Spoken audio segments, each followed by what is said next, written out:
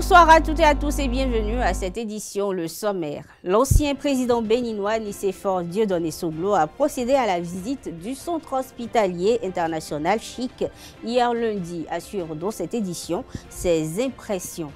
Candide Azanahi s'est exprimé lors d'une interview accordée à des journalistes il y a quelques jours. Pendant cet entretien, l'ancien ministre de Patrice Talon a fait des révélations surprenantes. Sur ses propos sont revenus des citoyens béninois.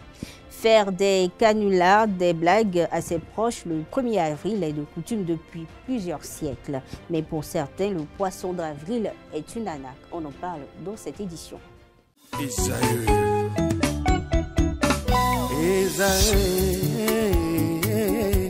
Vous recherchez une école de référence pour une double formation universitaire et professionnelle de qualité? Voici l'opportunité à ne pas rater. L'École supérieure d'administration, d'économie, de journalisme et des métiers de l'audiovisuel ESAE vous offre des programmes d'enseignement en licence et en master orientés vers l'emploi qui font d'elle une référence à travers les filières de l'administration générale et territoriale, l'administration du travail et de la sécurité sociale, droit, diplomatie et relations internationales, administration hospitalière, universitaire et intendance, journalisme et métiers de l'audiovisuel et toutes les filières des sciences de gestion. Une seule adresse, www.esae.bj. Rendez-vous dès maintenant sur nos campus ESAE Bedjromende au numéro 90 93 65 21 ou au numéro 98 98 14 00. Paracourt sur le numéro 52 46 12 12. Aboumé-Calavi au numéro 52 88 44 44. Akpata au numéro 52 88 33 33. ESAE, l'excellence à un nom.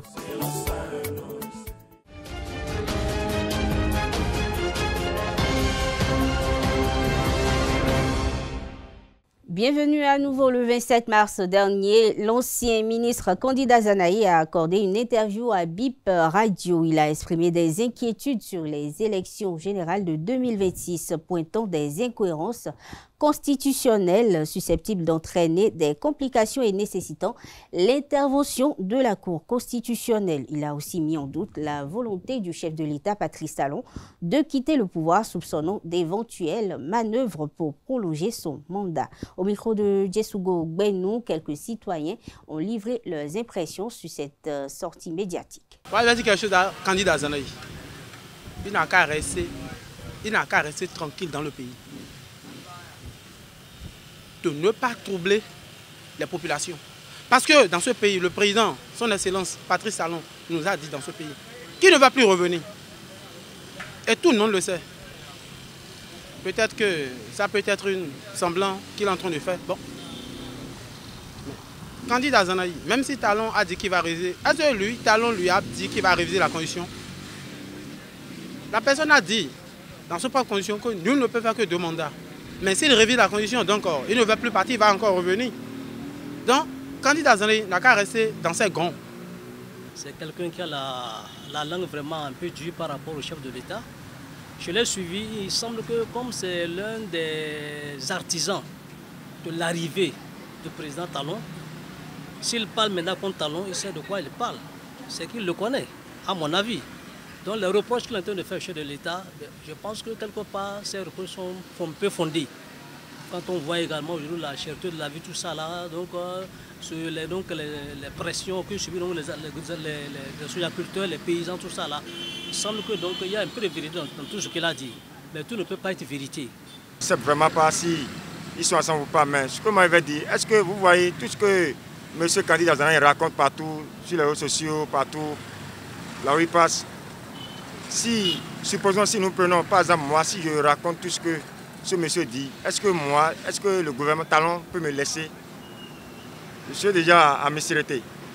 Parce qu'à voir tout ce que le gars raconte sur le président Patrice Talon et qu'on ne lui dit rien, on ne peut même pas l'arrêter. C'est comme si, bon, en tout cas, ils sont complices. C'est ce que moi je pense, hein, parce que quelqu'un qui parle mal du gouvernement, qui parle mal du pouvoir et qui insulte même le président Patrice Talon, mais personne ne peut lui rien dire. Mais ça, c'est comme si personne ne peut dire. Même l'autre, là, monsieur Habib Arandessi, qui parle mal du gouvernement de Talon, ne peut jamais parler de cette manière. Azanahi est un politique bleu. Donc, nous avons trop azana ye kla to ga lo wa mo mi se e we pele wa bo e kokoro po nde je ka yan o te ni fe ni ka ni bo e ko ya ro ko ne do e don nye on nye si lo mi te si do ko ne on e do do le we e do anu e de le no e hotel mo le no ha to me le nyonu ye bo ko ta me to vile wuli mi de ru te don ye lo ko ja ton do ya o so gberu ye mo de bo e do yo e ma do ko ni na mi lo ma se ni wa che gbare ne don e do anu e de le we e lo azana ye be a ko do anu e de le dai to ga so atuno aso e me ko wa we ton don ye do azana inu e do e don bo e gbon wa e o e tu de le ton. L'ancien président Nicéphore Dieudonné Soglo a effectué une visite au centre hospitalier international de Calavichik dans l'après-midi du lundi 31 mars 2025. Ce après avoir visité le 11 septembre dernier la zone industrielle de Glodigbe puis des logements sociaux de Wedo au mois de mars. Au terme de sa visite, il a exprimé ses sentiments. Suivons ses propos à travers cet élément. Vraiment, on peut dire que au terme de cette visite ici, c'est vraiment, je suis heureux et impressionné par ce que notre pays est arrivé à se doter de minimum pour ce qui concerne la santé de ses habitants. Cet hôpital est à la hauteur des besoins moderne. Quand je suis rentré ici, ça m'a un peu évoqué ma jeunesse en France. Donc vraiment je suis heureux parce que dans n'importe quel pays, ce sont les questions de base qu'il faut régler. Et vraiment venir ici, de dire que le gouvernement avait déjà au départ, on peut dire l'hôpital Hubert Maga. Maintenant, nous avons, d'abord le nom lui-même, vraiment, on dit beaucoup le chic. Voilà. Ça veut dire que vraiment je suis heureux quand même d'être là, de constater que le pays travaille et qu'on a pu nous faire confiance pour nous donner des moyens pour quand même avoir ces équipements. Parce qu'on ne prête pas aux pauvres. Hein. Alors vraiment, c'est le sentiment qui m'habite quand je viens de terminer cette visite-là. Merci. Le gouvernement béninois a annoncé mercredi 26 février vouloir élaborer des plans directeurs d'urbanisme pour 21 communes. 3 villes ont déjà été dotées de ces plans d'urbanisme. Interrogé sur la question, Clément Coton, expert des questions environnementales, apporte des précisions quant à la préservation de l'environnement au micro de Francis Fahemi, Carles Kitome.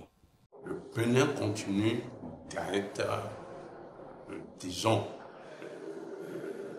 un pays vert, si vous voulez qu'on le dise en termes banals comme ça. Mais qui est le gros problème et que nous essayons de résoudre, c'est de tout faire que les populations riveraines de ces forêts-là, qui ne vivent que de ces forêts-là, nous trouvons d'autres activités qui peuvent leur permettre d'avoir des revenus ou bien de se servir de cette forêt d'une manière rationnelle. Parce que de plus en plus, si vous déplacez ces populations riveraines-là, qui ne vivent que de ça, nous avons un gros problème. Donc si nous devons continuer d'être le poumon vert, comme on fait l'effort de se maintenir aujourd'hui, nous devons nécessairement nous occuper de ces populations rurales. Il y a beaucoup de projets qui existent aujourd'hui, qui s'en occupent et qui font beaucoup d'efforts, mais nous devons redoubler d'efforts parce que si ces populations-là n'ont pas d'autres revenus, n'ont rien, vous voulez faire quoi? Si nous nous occupons de ces femmes-là, est-ce que vous savez qu'aujourd'hui, nous sommes dans le charbon écologique? Le charbon naturel qu'on utilise, elle continue d'exister. Je ne vais pas dire que le charbon n'existe plus. Ce charbon continue d'exister. Mais il y a aujourd'hui le charbon écologique. qui sont rien d'autre que les déchets d'un certain nombre de produits qu'on prend pour fabriquer du charbon écologique. Donc, tous ces moyens ou toutes ces stratégies-là vont permettre de continuer dans ce tapis-là. Mais ce n'est pas une seule solution ou bien un seul geste qui va nous faire maintenir là. Nous allons continuer de planter et entretenir. Ça, c'est clair. Nous allons continuer de tout faire pour que l'utilisation du charbon de bois diminue. Et on peut dire remplacer par le charbon écologique ou d'autres moyens comme le gaz et autres. Nous allons continuer de tout faire pour que les bonnes dames qui vivent tout autour, bien les populations qui sont tout autour de ces, comment on appelle, de ces forêts, aient d'autres moyens de survivre outre que cette forêt-là.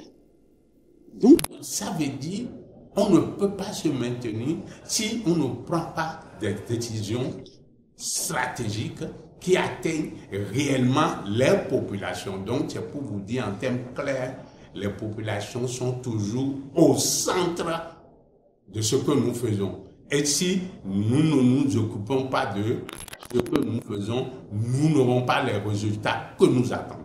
L'expert des questions environnementales aborde la question de la préservation des espaces verts. Clément Coton. La politique d'urbanisation, oui. La politique de lotissement, oui. Vous prenez des communes, la plupart de vos communes, aujourd'hui, ils créent des zones pour morceler des terres pour les cadres qu'on vend pour les nantis et autres. Oui, mais je vous rassure d'une chose, rien n'est fait sans l'administration forestière.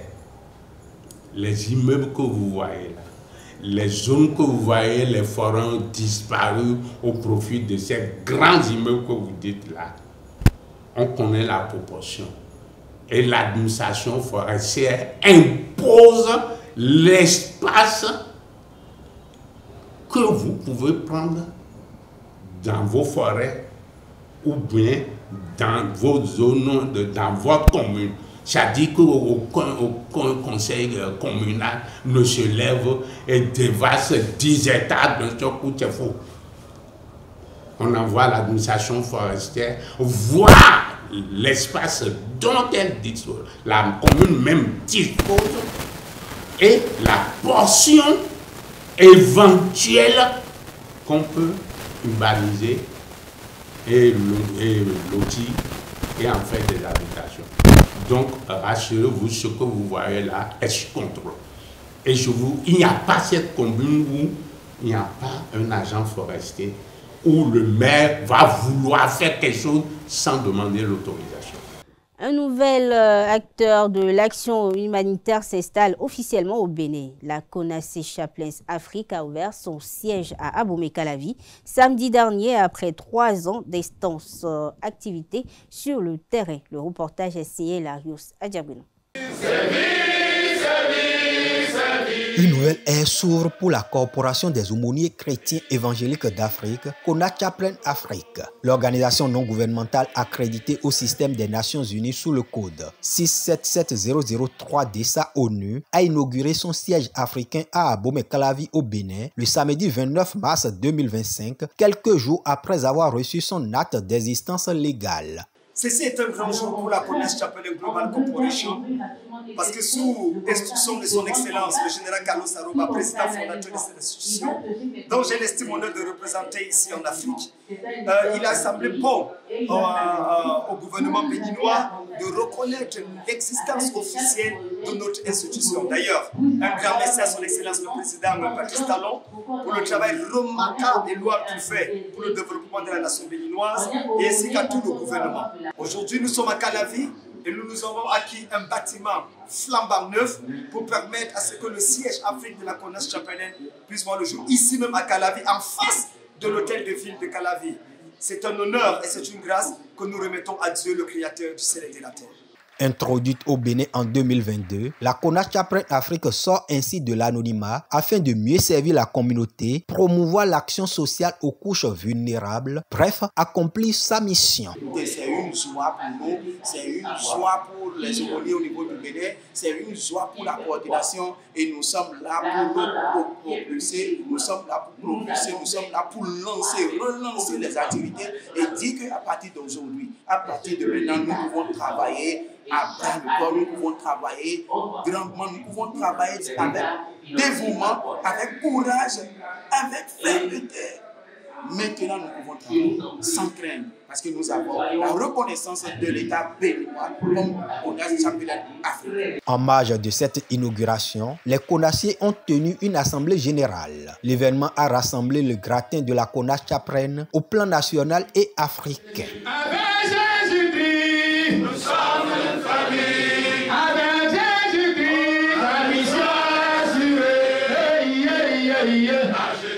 Soulager les femmes vulnérables à travers une activité communautaire créatrice de revenus. À Aguagon, des femmes bénéficiaires du projet Maman Vite ont reçu l'assistance de l'association Il Sorriso d'Imoc Italia le samedi dernier lors d'une mission d'évaluation. Reportage signé Setondé Larios à Diagouli. Après quelques semaines d'activité, l'association Il Sorriso d'Imoc Italia évalue la mise en œuvre du projet Maman Vite à Aguagon dans la commune de Glazoué. Les poussins pontes sont en pleine croissance sur la ferme sociale avicole à l'aide des mamans. Bientôt, les poussins vont atteindre la phase de poule pré-ponte. Les femmes bénéficiaires mettent bien en application les ressources acquises pour le succès du projet. Du début jusqu'à cet instant, nous constatons que nos mamans ont été dévouées. Elles ont montré réellement qu'elles sont responsables, qu'elles sont conscientes de ce qu'elles veulent réellement. Nous vous promettons de prendre soin soigneusement des sujets et réaliser un succès inattendu pour la fierté de toute la coopérative italienne et la nôtre. Lors de cette descente de suivi-évaluation du projet ce samedi 29 mars 2025, Il Sorriso d'Imoc Italia porte assistance à 3 bénéficiaires à travers divers dons. Il Sorriso d'Imoc m'a remis une enveloppe pour le décès de mon enfant.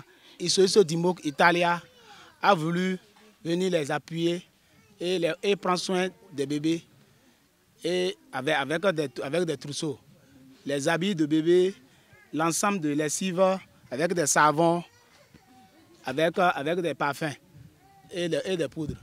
La présidente de l'association Il Sorriso d'Imoc Italia se félicite de l'élan de solidarité et de fraternité créé par la ferme sociale avicole à l'aide des mamans. Ça m'a touché énormément savoir qu'il y a 2 nouveau-nés, des enfants, des bébés qui sont là à sourire, à donner encore la joie, une nouvelle énergie à ces grands projets qui, encore une fois, vous avez vu toutes réunies pour fêter les 2 nouveaux arrivés.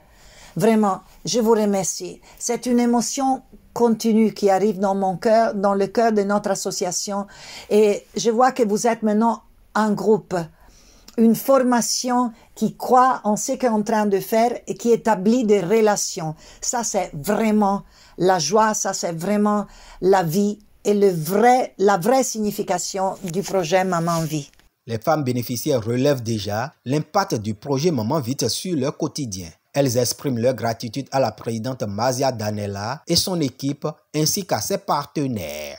Grâce à elle, nous avons reçu une aide qui va bien au-delà de matériel. Elle nous a offert de l'écoute, du réconfort et surtout une lumière d'espoir. Son engagement à nos côtés a renforcé notre unité et notre capacité à faire face aux défis. À vous les donateurs de toute la coopérative italienne, précisément à notre chère présidente Mazia Daniela, à César Valdez et à tous les collaborateurs. Sachez que vous avez ici des frères et sœurs qui vous soutiennent et vous encouragent à continuer à grandir vos œuvres. Nous remercions également maman Rosalba, papa Fabio et maman Svetlana pour leurs uniformes offerts. Plus qu'une action sociale, le projet Maman Vie se veut un incubateur au service des femmes issues des milieux défavorisés d'Aguagan. Merci, merci. Merci, merci, merci.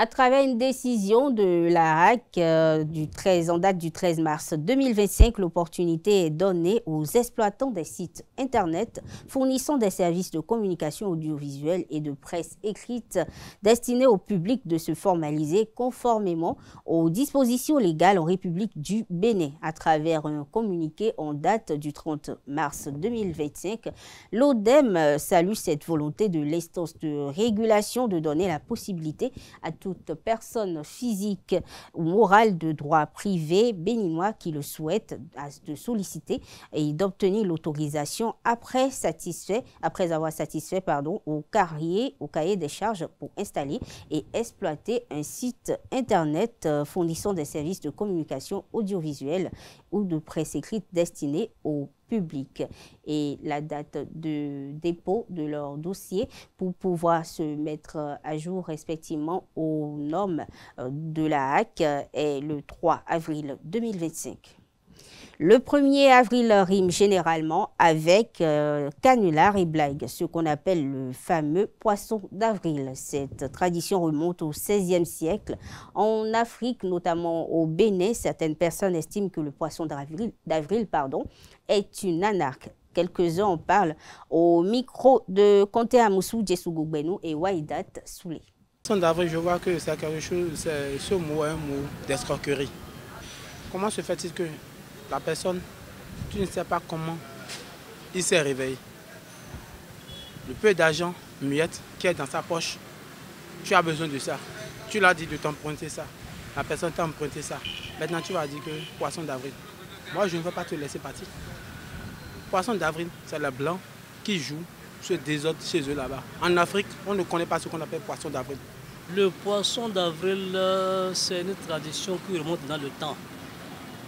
Et pour moi, c'est en fait une manière quand même d'arnaquer les proches et parfois même les intimes. Donc c'est une sorte d'amusement pour donc s'utiliser quelque chose auprès d'un proche ou d'un parent.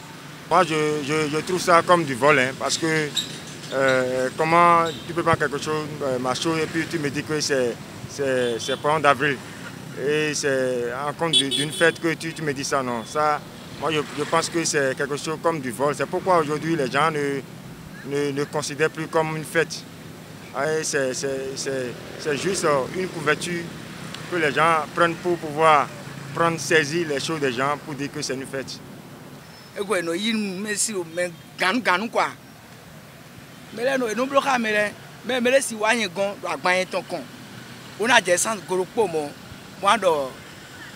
Poisson d'avril Si quelqu'un, je prends un client et puis à la destination, il me dit que c'est poisson d'avril. Moi je ne vais pas accepter comme ça. Aujourd'hui nous savons tous combien de fois il est difficile de gagner de l'argent. Et puis après moi j'ai payé de l'essence et je travaille pour ça, pour nourrir ma famille. Et un individu va venir me dire que c'est poisson d'avril ou bien c'est une fête, non. Moi, je ne vais pas accepter. Si je ne suis pas vraiment avisé et qu'il me tend le pied, qu'il tombe dedans, je ne ferai rien. Donc, c'est sa chance. Il pense ce qu'il m'a soutiré, il n'y a pas de problème. On fait avec quoi. Mais je vais te prendre, tu as dit poisson d'avril. Il n'a qu'à aller faire ça en Europe. En Afrique, on ne connaît pas ce qu'on appelle poisson d'avril. Voyons comment le pays est dû. Difficilement qu'on mange. Difficilement que le Béninois mange 2 fois par jour. Mais le peu miette que moi j'ai dans ma poche, toi tu es en souffrant, tu es venu, je t'ai emprunté de l'argent, tu as pris mon argent, tu as dit poisson d'avril. Or, voyons que la personne est déjà sur un air. Si tu le dis ça, qu'est-ce qui peut se passer? Il peut te tabasser et te poignarder. Je ne vais pas lui laisser partir. Je vais prendre mes trucs chez lui. Et dire que ça ne se fait. Poisson d'avril, ça peut se faire ailleurs, mais pas chez moi. Même mes amis intimes, là, ils ne peuvent pas me dire ça. Poisson d'avril, si tu me donnes, je peux te donner ça. Mais tu me prends quelque chose, tu dis poisson d'avril, non. Je ne te laisserai pas faire. En France, Marine Le Pen a été reconnue coupable de détournement de fonds publics dans l'affaire des assistants parlementaires fictifs du Rassemblement national. La chef du file du RN a été condamnée par le tribunal de Paris à 4 ans de prison et à une peine d'inéligibilité de 5 ans avec exécution immédiate. Au micro de Nassirine Fatoumbi et Romaric Benou, l'analyste géopolitique Hamzat Abdoulaye dit que c'est une décision de justice. On le suit. Cette condamnation, c'est une décision de justice qu'il faut certainement respecter. Je pense que Marine Le Pen aura la possibilité de faire appel suite à cette décision de justice et ça pourrait également entraîner cette procédure ou la rendre encore plus longue. Mais ce qui est certain, c'est que cette affaire de détournement est aussi associée à une autre affaire des assistants parlementaires également, auxquels le parti est mêlé, auquel Marine Le Pen également est liée. Et je pense que la carrière politique surtout, et ça c'est la lecture que j'en fais, la carrière politique de Marine Le Pen est mise en péril.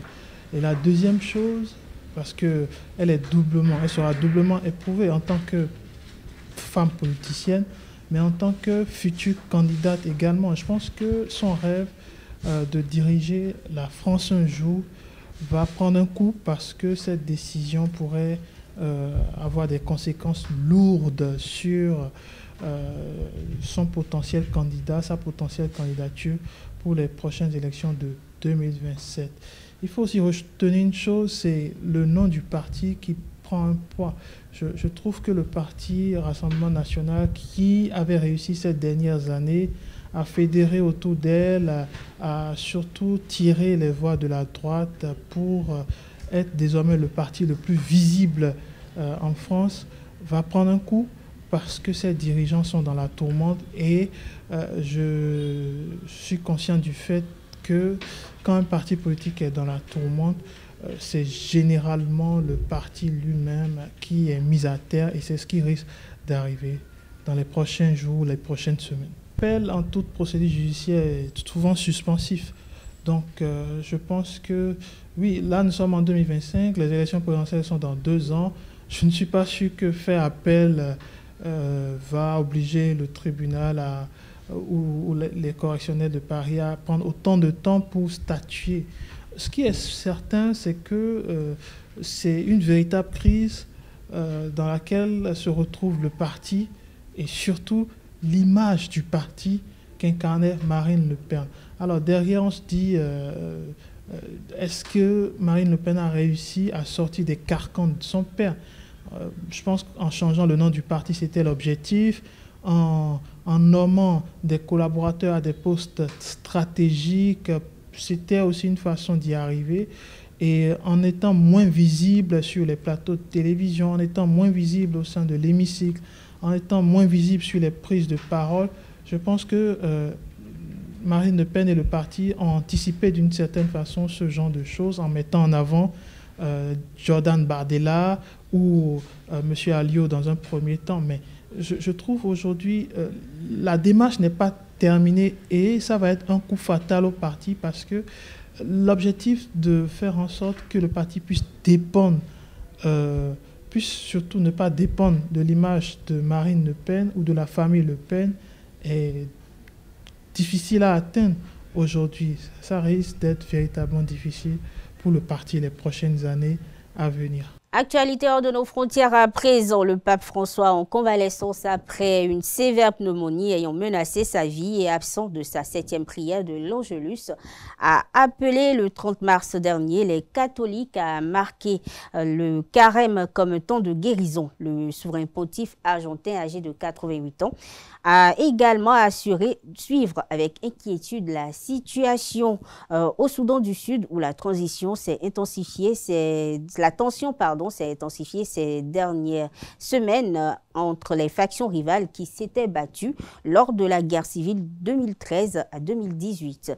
Une exhortation qui est une constante ces dernières années de la part du pape. Autre information de nos frontières, Paris entend résoudre les tensions avec Alger avec exigence et sans aucune faiblesse, a assuré ce 1er avril le ministre français des Affaires étrangères au lendemain d'un entretien entre les présidents français et algériens pour renouer le dialogue après 8 mois de crise diplomatique inédite entre les deux pays. Jean-Noël Barrot s'est prononcé devant l'Assemblée nationale, soulignant que le dialogue et la fermeté ne sont en aucun cas contradictoires. Mesdames, Messieurs, sur cette information prend fin cette édition. Merci de l'avoir suivi. Très bonne soirée à toutes et à tous.